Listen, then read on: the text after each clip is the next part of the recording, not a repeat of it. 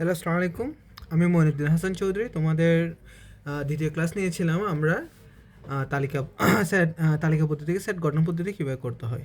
আজকে আমরা ক্লাস তৃতীয় অঙ্করায় কিছু আমরা বেসিক জেনে নিব। যেমন ধরো সসীম সেট কাকে বলে, অসীম সেট কাকে বলে, এগুলো আমি গত ক্লাসে বলছিলাম, এই ক্লাসে আমি বলবো তৃতীয় ক্লাসে। তো সসীম সেট, যে সেটের উপাদান সংখ্যা গণনা করে নির্ধারণ করা যায় একে সসীম সেট বলে। মানে কি, এটা কি ফাইনাইট অথবা ফিনিট, মানে কম হবে। যেমন আমাকে দিয়েছে D equal to X comma Y comma Z, মানে কি এখানে দেখো তিনটা উপাদান এবং এর বাইরে কোনো উপাদান নেই। তো এই সমস্ত সেটকে আমি কী বলবো, সসীম সেট। যেমন আমাকে দিয়েছে এফ ফাংশন, মানে একটা set x such that x মৌলিক সংখ্যা, মানে এক্স এমন হবে যে মৌলিক সংখ্যা হবে এবং কি এবং x greater than 13 and less than 17, মানে কি 30 থেকে বড় হবে এবং 17 থেকে ছোটো হবে। এর মধ্যে যতগুলো মৌলিক সংখ্যা আছে ওগুলি কি এ সেটের উপাদান বা মৌলিক। তো এটা একটা সীমিত, আমি 30 থেকে 70-এর মধ্যে যতগুলো মৌলিক সংখ্যা আছে ওগুলি নিয়ে একটা সেট গঠন করতে পারি। এটা আমি গঠন করা যায়।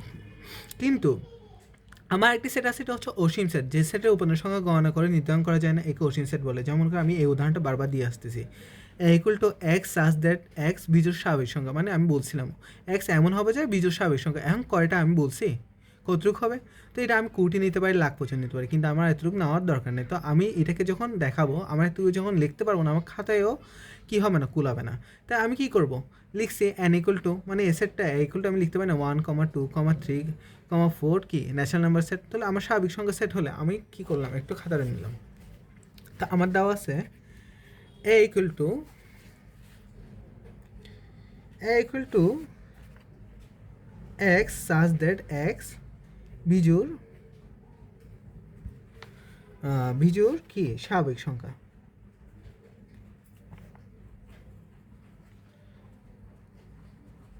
এখানে দেখো, আমি যদি যদি তালিকা পদ্ধতিতে প্রকাশ করি, বিজোড় স্বাভাবিক সংখ্যাগুলি কী জানি, এক্স সাচ দ্যাট এক্স, মানে এক্স এমন হবে যে বিজোড় স্বাভাবিক সংখ্যা হবে। তাহলে আমি বিজোড় স্বাভাবিক সংখ্যাগুলি কী জানি 1, 3, 5, 7, 9, 11 এরকম করে চলতে থাকবে না। আমি কি এতগুলো উপাদান লেখা আমার পক্ষে সম্ভব? তাই আমরা কী করবো, এরপরে 3টি বিন্দু দিয়ে বোঝাবো এটা অসীম, মানে কি চলমান থাকবে, মানে কি যতক্ষণ পর্যন্ত আমার বিজোড় সংখ্যা নির্ণয় করতে পারবো ততক্ষণ পর্যন্ত চলমান থাকবে। তো আমরা সসীম সেট বা ফিনিশ সেট দ্বারা বুঝবো সীমিত কিছু উপাদান নিয়ে গঠিত সেট। আর অসীম মানে কি, যেটা কোনো লিমিট নেই, কোনো সীমা নেই, মানে এটা কোনো ধরনের মান আমরা কোনো কিছুতে আবদ্ধ করতে পারবো না। তো এরপর আমরা দেখো, আমরা সসীম সেট আর অসীম সেট পড়ার পর দেখতেছি এখানে ফাঁকা সেট। যে সেটে কোনো উপাদান নেই একে ফাঁকা সেট বলে। ফাঁকা সেটকে ফাই দ্বারা প্রকাশ করা হয়। এখন দেখো, আমাকে একটা উদাহরণ দিচ্ছে, হোলি ক্রস স্কুলে 3 জনের ছাত্রের set x belongs two N, মানে ন্যাচারাল নাম্বার হবে। 10 থেকে কী হবে, x greater than 10 or less than কি 11। তো 10 এবং 11 মাঝখানে হবে। তো আমি জানি কি, একটার জন্য যখন ছাত্র হবে ওটা কি একটা পার্সন না, তো ওর জন্য একটা পূর্ণ সংখ্যা হবে না। তো আমার 10 থেকে 11-এর মধ্যে কি কোনো পূর্ণ সংখ্যা আছে?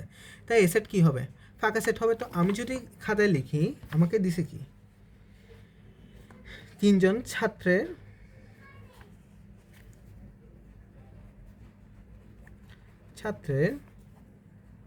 সেট সমান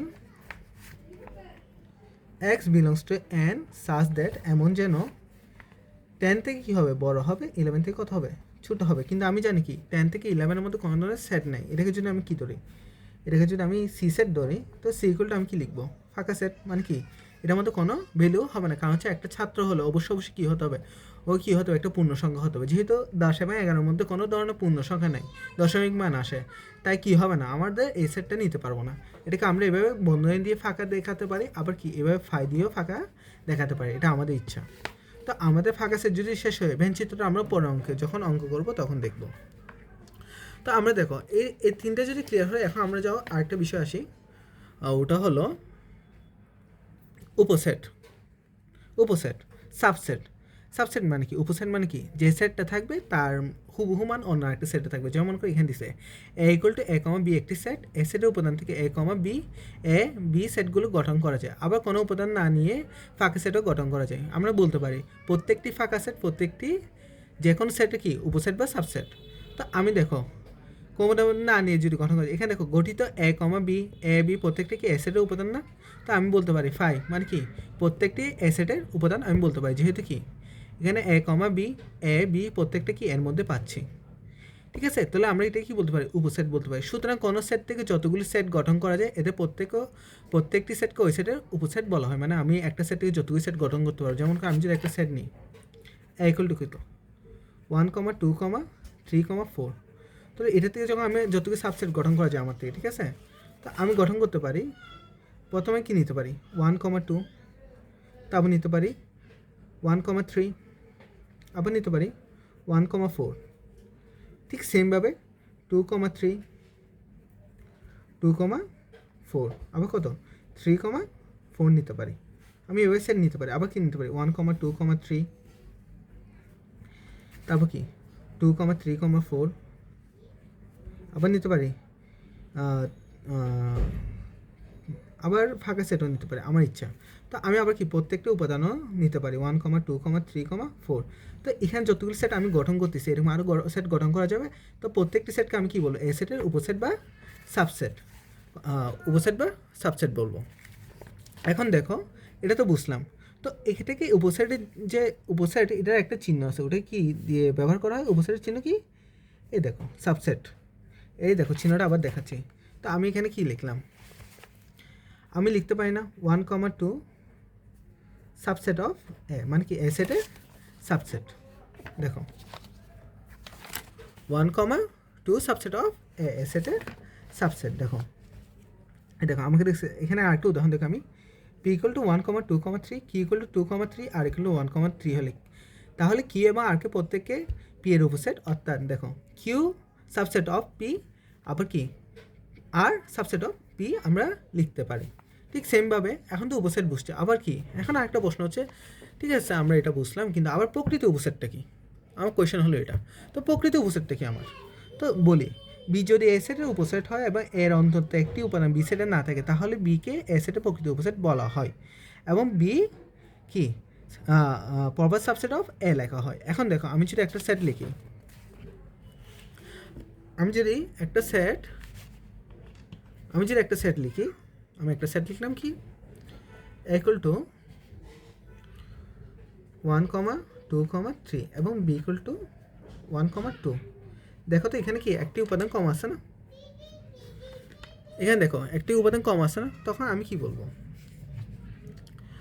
যেহেতু এখানে একটি উপাদান কম আছে, তো আমি বলতে পারি না যেহেতু একটি উপাদান কম আছে মানে কি আমার যদি কোনো একটা সেট থেকে অন্য একটা সেট গণনা করি, কিন্তু কি ওখানে যতগুলো উপাদান থাকবে তার থেকে যদি শুধু একটি মাত্র উপাদান কম থাকে তখন ওই সেটটাকে আমি কি বলবো, proper. B is a proper subset of A, B is a proper subset of A, আমরা বলতে পারি না? তো এটা যদি বলতে পারি আমরা কি এটা লিখলাম, সেটের সমতা এখন লাগবে না, যখন লাগবে তখন বলবো। এরপর আসো আমরা দেখি, এরপর আমাদের কি এরপর আমাদের হচ্ছে সেটের অন্তর, ডিফারেন্স অফ সেট মানে কি পার্থক্য, অন্তর মানে পার্থক্য। তো আমরা পার্থক্য কখন করি? বি দ্বারা পার্থক্য করি না আমরা? তো মনে করে দেখো এখানে এ দেওয়া আছে 1, 2, 3, 4, 5 এবং বি দেওয়া আছে 3, 5। সেট এ থেকে সেট বি এর উপাদানগুলো বাদ দিলে যে সেটটি হয়, দেখলো বাদ মানে আমি কি বুঝি, বি বুঝি না, তাহলে কি হয় তার 1, 2, 4 মানে কি আমার এখানে যে উপাদানগুলি থাকবে ওগুলি আমি কি দিয়ে দিব, ওই উপাদানগুলি বাদ দিয়ে যে একটি নতুন সেট গঠন ওটাকে আমি কি বলবো, সেটের অন্তর। তো এটাকে আমরা কীভাবে প্রকাশ করব? আমাদের প্রকাশ করতে হবে না এটাকে, মনে করি এই ম্যাথটা যদি আমি আবার তুলি, এখানে দেখো এ ইকুয়াল টু 1, 2, 3, 4 এবং বি ইকুয়াল টু কত 3, 4, এই দুইটা যদি আমি কি অন্তর বের করতে চাই, তো অন্তর আমরা কীভাবে বের করব? আমরা অন্তর বিভিন্ন রকমভাবে এভাবে বের করতে পারি। এবার দেখালো এটা কি অন্তর হয়। আবার এটা যদি পছন্দ না হয় আমরা এইভাবে বের করতে পারি, এ মাইনাস বি সরাসরি লেখা, আমাদের যেটা ইচ্ছা, কিন্তু ঘুরে ফিরে আমরা এ মাইনাস বি এর দ্বারা প্রকাশ করবো। তো আমার কি মান এ মাইনাস বি মানে কত 1, 2, 3, 4 না? তো মাইনাস করলে কত 3, 4। তো 3, 4 হলে এই দেখো আমার 3 আছে এখানে 4 আছে, তো 3, 4 আসে না, তাহলে এই দুটো বাদ যাবে, তাহলে আমার থাকবে কি 1, 2। বুঝে গেছে? তো দেখো এটা যদি বুঝি, এখন আসো আমাদের এরপরের সেটের অন্তর্পরে আমাদের আরেকটা জিনিস সার্বিক সেট, আলোচনা সংশ্লিষ্ট সকল সেট একটি নির্দিষ্ট সেটের উপসেট। মানে মনে করো আমাদের যদি একটি ম্যাথ দেওয়া হয় ওখানে যতগুলি উপাদান থাকবে, তো ওই উপাদান সকল উপাদানে কী হবে সার্বিক সেট, মানে কি ইউনিভার্সাল সেট। আমার যতটুকু তথ্য দেওয়া থাকবে ম্যাথের মধ্যে, সব ম্যাথের মধ্যে যতটুকু তথ্য দেওয়া থাকবে, যোগ বিয়োগ আমার সেটে অন্তর করতে বললো, পূরক সেট করতে বললো, আমার যতগুলি তথ্য দেওয়া থাকবে ওটাকে কী বলো আমি সার্বিক সেট বা কি ইউনিয়ন সেট, ইউনিভার্সাল সেট ও বলা যায়। যেমন মনে করো কি যেমন এইগুলো এক্স কমা ওয়াই, সেটটি বি এক্স ওয়াই জেডের একটি উপসেট। এখানে বি সেটকে এ সেটের সাপেক্ষে সার্বিক সেট বলা যায়। যেমন দেখো এখানে এ এক্স কমা ওয়াই, এখানে দুটি উপাদান কিন্তু বি সেটের মধ্যে আছে। তো এরকম যদি একটি সেটের মধ্যে সকল সেটের উপাদান থাকে, আমরা যে সকল ম্যাথ করবো ওই সেটের সকল উপাদান থাকে, ওই সেটটাকে আমরা কী বলবো, ইউনিভার্সাল সেট। এবং ওই ইউনিভার্সাল সেটটাকে আমরা ইউ দ্বারা প্রকাশ করে থাকি। এখন আসো এটা যে বোঝা যায়, তারপর আসো আমাদের পূরক সেট বা কমপ্লিমেন্ট অফ সেট। মানে কমপ্লিমেন্ট অফ সেট মানে কি, মনে করো আমাদের সার্বিক সেট একটা ইউ থাকবে, ঠিক আছে? ওই ইউ থেকে আমি যে মানটা পাবো ওই মানটা বাদ দিলে বাকি যেসব মান আসবে ওটাকে আমি কি বলবো, কমপ্লিমেন্ট সেট। যেমন আমাকে একটা কী দিছে, গ্রাফ দিছে, এখানে একটা চিত্র দিছে, দেখো ওই চিত্রের মধ্যে এ দেওয়া আছে, ঠিক আছে? একটা ইউ দেওয়া আছে, ইউ হচ্ছে এখানে কি সকল কি ভ্যালুর, এখানে সকল ভ্যালুর মান, এখানে ইউ হচ্ছে কি সকল ভ্যালুর মান। দেখো এখানে ইউ হচ্ছে কি সকল সেটের মান। আমি যদি এটাকে আঁকি, দেখো আমরা যদি এটাকে আঁকি, মনে করে একটা কী আঁকলাম, ভেনচিত্র আঁকলাম, এটাকে একটা ভেনচিত্র বলো, ঠিক আছে? ইউ, এখানে যতগুলি ভ্যালু আছে সবগুলি কি ধরলাম, ইউ এর ভ্যালু ধরলাম, ঠিক আছে? এখানে অনেকগুলি ভ্যালু থাকতে পারে, এখানে একটা এ নিলাম ভ্যালু। তো ঠিক আছে, আমার যখন এ কমপ্লিমেন্ট বলবে ওখান থেকে কি এর ভ্যালুগুলো বাদ যাবে। যদি এ ভ্যালুগুলো বাদ যাবে, এখানে কি এ ভ্যালু বাদে যেসব ভ্যালু থাকবে ওটাকে কী বলবো, আমি এ কমপ্লিমেন্ট সি বলবো। যেমন আমি যদি ইউ ধরি 1, 2, 3, 4, 5 ধরলাম, ঠিক আছে? এখন আমাকে যদি এ কমপ্লিমেন্ট বলে, আমাকে এ কমপ্লিমেন্ট বের করতে বলে, আমাকে একটা এ সেট ধরলাম, কত 1, 2, 3। আমাকে যদি এ কমপ্লিমেন্ট সেট বের করতে বলে তখন কী লিখবে, S equal to U minus A, অর্থাৎ কি 1, 2, 3, 4, 5, 1, 2, 3, 5 মাইনাস 1, 2, 3। তো আমি কি জানি, ইন্টারসেকশন সেটে জানছি যে সব উপাদান মিল থাকবে ওগুলো বাদ দিয়ে বাকি সেটটা লিখবো। তাহলে কত 4, 5, তাহলে কি এ কমপ্লিমেন্ট সেট হয় কি 4, 5। এটাকে আমরা কি আবার এ কমপ্লিমেন্ট সেটও না লিখে এটাকে কি লিখতে পারবো, আমি এ প্রাইম সেটও লেখা যায়। আমাদের যেটা দিবে আমরা ওটা দিয়ে বের করবো। এটাকে আবার বাংলা কী বলা হয়, পূরক সেট বলা হয়। এখন আসো এগুলো যদি ক্লিয়ার হয়ে থাকে আমরা এরপরেরটাই যাই, সংযোগ সেট। এখন তো আমরা বাদ দিলাম, এখন কি করব, যোগ করবো। এতক্ষণ তো বাদটা দিয়ে করলাম অঙ্ক, এখন আমরা কি করব, যোগ করব। তো যোগ করার ক্ষেত্রে আমাদের দেখতে হবে দুই বা ততোধিক সেটের সকল উপাদান নিয়ে গঠিত সেটকে তাদের সংযোগ সেট বলা হয়। মনে করি এ ও বি দুইটি সেট, এ ও বি সেটের সংযোগকে এ ইউনিয়ন বি দ্বারা প্রকাশ করা হয়। দেখছো ইউনিয়ন মানে কি, আমরা জানি সংযুক্ত করা, ইউনিয়নত্ব। তো প্রকাশ করে পড়া হয় এ সংযোগ বি অথবা এ ইউনিয়ন বি। সেট গঠন পদ্ধতিতে এ ইউনিয়ন বি, দেখো x such that x belongs to A এবং অথবা এক্স বিলংস টু বি। মানে কি এক্স এর ভ্যালু হতে পারে, বি এর ভ্যালু হতে পারে, কারণ হচ্ছে দুইটা সেট কী করতেছি, আমি অন্তর করতেছি। দেখো আমার উদাহরণ 8 নম্বরটা দেখলে আমাদের জিনিসটা আরও ক্লিয়ার হয়ে যায়। দেখো উদাহরণ নম্বরটা দেখি আমরা, আমাকে কী দিছে উদাহরণ এইটে, আমাকে উদাহরণ এইটে দিছে সি ইকুয়াল টু 3, 4, 5 এবং ডি ইকুয়াল টু 4, 6, 8, ঠিক আছে? হলে আমাকে সি ইউনিয়ন ডি বের করতে বলছে। তাহলে C union D equal to what, ঠিক আছে? আমি যদি সি ইউনিয়ন ডি বের করি, সি ইউনিয়ন ডি, তাহলে কি 3, 4, 5 ইউনিয়ন 4, 6, 8। এখন দেখো আমার এখানে প্রত্যেকটা মান কি একবার নিব, প্রত্যেকটা উপাদান দুইবার নিব না। এখানে 4 দুইবার আসবে, দুইবার নিব এরকম না, প্রত্যেকটা উপাদান শুধু একবার করে নিব। তাহলে কি 3, 4, 5, 6, 8। দেখো তো একটা নতুন সেট গঠন হয়েছে না, এখানে বির উপাদানও আছে, এর উপাদানও আছে। তো আমি কি এক্স বিলংস টু কি লিখতে পারি, এক্স বিলংস টু আমি এও লিখতে পারি, আবার কি এক্স বিলংস টু বি লিখতে পারি। আজকে এতটুক আর লাগবে না, আর যে বেসিকগুলি লাগবে আমি পরের ক্লাসে দিব। আমার অঙ্ক অনুযায়ী আমরা আস্তে আস্তে বেসিক করবো, তারপর ওই ম্যাথটাই করবো, ঠিক আছে?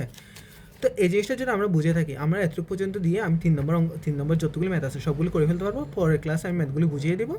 আপাতত এই বেসিকগুলি ক্লিয়ার করো, পরের ক্লাসে আমাদের দেখা হবে। আল্লাহ হাফেজ।